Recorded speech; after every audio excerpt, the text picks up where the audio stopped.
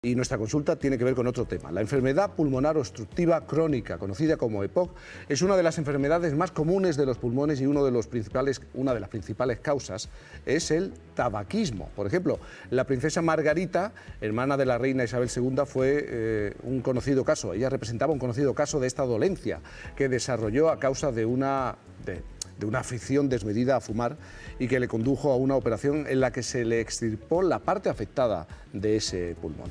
Vamos a hablar de ello con nuestro paciente que fue ingresado por neumonía antes de que le diagnosticaran este caso de EPOC en el año 2008. A partir de ahí tuvo que ser ingresado otras 2 veces y en uno de esos ingresos le detectaron algo peor. Se llama Iñaki Morán. Iñaki, buenos días. Hola, buenos días. En uno de esos ingresos, ¿qué es lo que te diagnosticaron? Me diagnosticaron la EPOC, o sea, la enfermedad pulmonar obstructiva crónica, porque tenía tanto el enfisema pulmonar como la bronquitis crónica, tenía más patologías dentro de la enfermedad.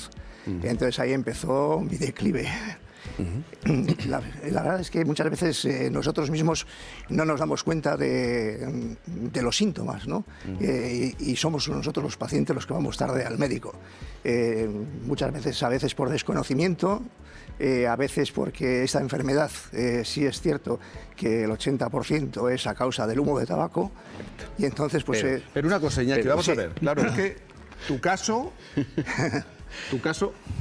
para la medicina se supone que tenías esa enfermedad porque eras un gran fumador. Bueno, eso es en principio es el diagnóstico previo, se cree que es por el tabaco. Pero tú eres fumador, nunca había sido. No has fumado nunca, claro, es que eso es lo que... Bueno, esta enfermedad puede ir por más causas, contaminación, temas de pinturas, temas de trabajo, etc. En mi caso fue por fumador pasivo. Quiero decir que ahora, antiguamente, no es como ahora, pues en los despachos, en las oficinas, se fumaba todo el mundo, entonces los bares, etcétera, ¿no? Y bueno, pues yo entraba a la oficina y cada vez que entraba decía, esto parece la neblina de Londres, ¿no? Y a cuenta del humo de tabaco.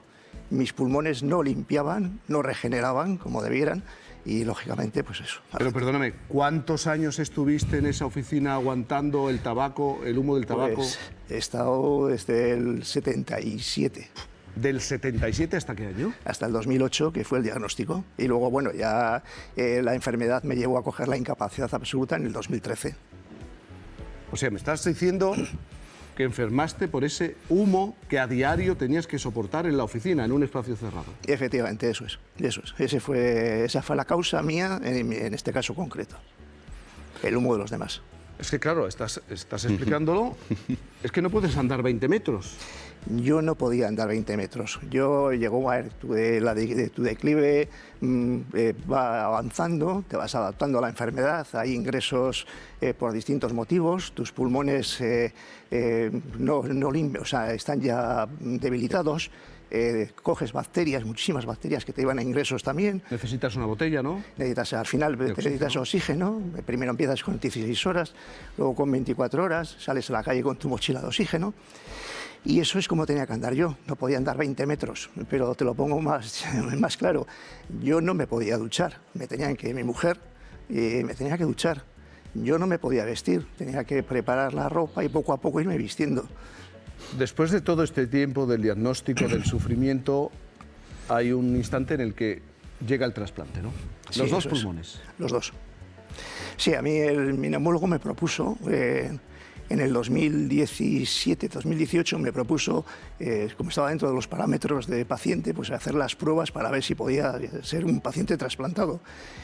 Y comenzamos con las pruebas, y al final, pues sí, tuve la gran fortuna de que tuve la suerte, pues eso, de que alguien pudo donar unos pulmones que a mí me vinieron muy bien. O sea, que pasaste de un 20% de capacidad pulmonar a ¿cuánto? Pues a un 80 y algo. 80 y algo. O sea, yo sigo siendo paciente con EPOC, ahora mismo moderado, o sea, leve, perdón, leve, pero vamos... el cambio radical, ¿no? El cambio radical. Mi vida ha cambiado totalmente. Mi vida ha sido de no poder vivir, de no poder disfrutar, te pongo un ejemplo, hacer este año parte del Camino de Santiago. Sí. O sea que entonces, quiero decir que ese ha sido el cambio radical en mi vida.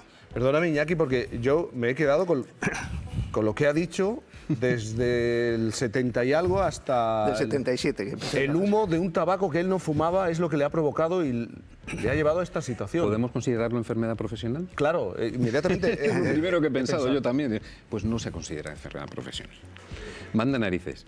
Sí se considera enfermedad profesional, por ejemplo, cuando te ocurre esto mismo en cocineros que utilizan con mucha continuidad el fuego de leña, por ejemplo. Ese humo también es perjudicial. Cualquier tipo de humo va a ser perjudicial para el pulmón. Pero es que, fíjate, había un debate hace algún tiempo de si había que permitir a los padres fumar en el coche llevando a los niños, si eso se prohibía, si no se prohibía. Es que está confirmado y este es un caso que en espacios cerrados, muy cerrados, aunque no consumas el tabaco, aunque no te tomes el cigarrillo, estás afectado. Estás afectando a otra persona encima con un pulmón inmaduro. Y lo digo desde exfumador que no ha fumado nunca en el coche con sus hijos. Y tengo 4. O sea, si quieres tener un vicio, lo lógico es que el vicio sea tuyo, no de los demás. No lo compartas. Porque puedes crear el daño a otra persona. El tabaco es malo. Pero es que el tabaco siempre nos pensamos que solamente lo que nos puede producir es, pues eso, un cáncer de pulmón. No.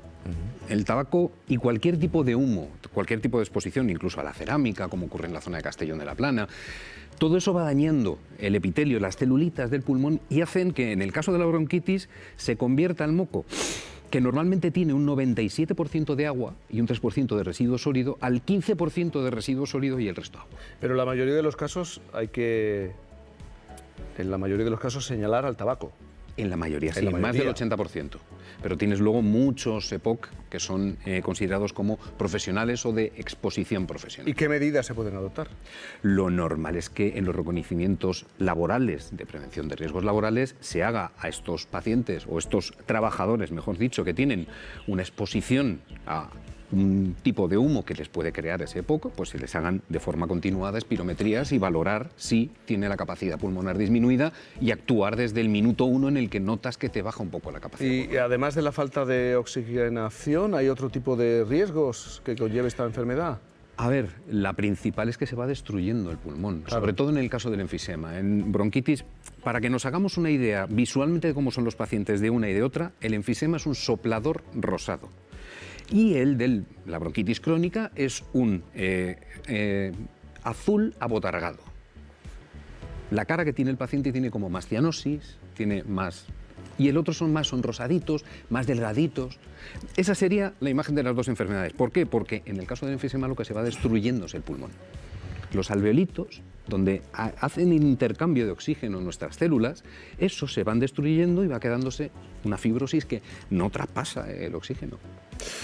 Bueno, hemos conocido la experiencia de Iñaki, pero ¿cuáles son los peligros de la EPOC, Miriam?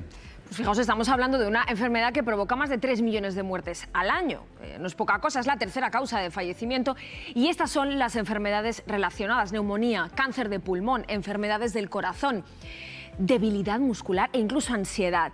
¿Y qué provoca esta enfermedad? Pues principalmente infecciones en las vías respiratorias, tabaquismo, ya lo habéis dicho, exposición a gases. Ojo con los fumadores pasivos, ya lo estamos viendo, y también la exposición al gas de cocina. Esto último nos ha llamado especialmente la atención, doctor Céspedes. Cocinar con gas sin la suficiente ventilación, ¿cuál es el riesgo real? A ver, primero tenemos que pensar que nuestro pulmón está preparado para hacer un intercambio con oxígeno, es decir, aire sin impurezas. Aire que no solamente tiene oxígeno, evidentemente. En el momento en el que ese aire tiene impurezas, ya hacemos una obligación de más a nuestras células pulmonares y puede que la defensa que haga esas células pulmonares sea producir más moco y, como digo, de peor calidad, con más materia sólida, facilitando EPOC y, sobre todo, infecciones respiratorias. Muy bien, Iñaki, muchísimas gracias gracias a vosotros por tu testimonio. Y ojo, una cosa que quiero añadir. Cuando he dicho cualquier tipo de humo que modifique el aire, me refiero también a los vapeadores, que estamos metiendo, además, vapor de agua, que no es lo que hace que intercambiemos gases con la atmósfera.